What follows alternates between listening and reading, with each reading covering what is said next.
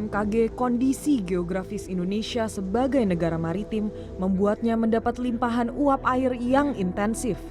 Uap air atau massa udara tersebut kemudian memicu cuaca ekstrim. Ada 3 tipe fenomena cuaca yang terjadi di Indonesia. Pertama, fenomena cuaca dengan skala global seperti El Nino atau La Nina. El Nino merupakan fenomena cuaca musim kemarau yang panjang, sementara La Nina merupakan musim hujan yang berlangsung lama. Kedua, fenomena cuaca regional seperti monsun Asia dan monsun Australia. Angin monsun membawa massa udara yang banyak, yang dampaknya adalah meningkatkan curah hujan di wilayah Indonesia.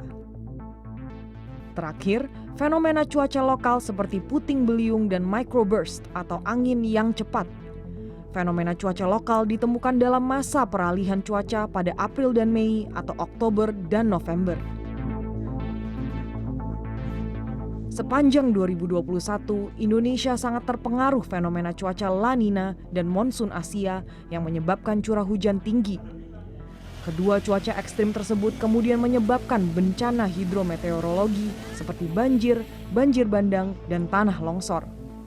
Nah, itu kan yang sudah terjadi sepanjang tahun 2021.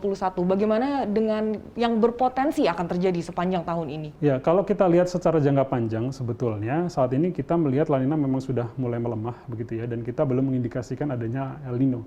Nah, kita sedang bersiap untuk menghadapi periode kering, tetapi mungkin kita sedikit bersabar karena frekuensi kejadian cuaca ekstrim untuk curah hujan tinggi ini masih akan berlangsung selama bulan April.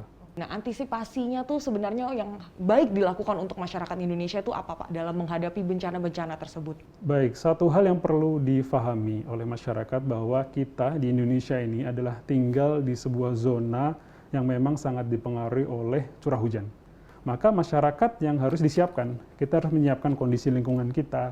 Jadi ketika masuk periode musim hujan, lingkungan kita siap untuk menghadapi ancaman banjir misalnya. Begitu juga ketika masa kekeringan untuk daerah-daerah yang memang sulit mendapatkan sumber air dari tanah, bisa dilakukan misalnya seperti memanen hujan. Perubahan iklim global menjadi penyebab peningkatan frekuensi dan intensitas cuaca ekstrim.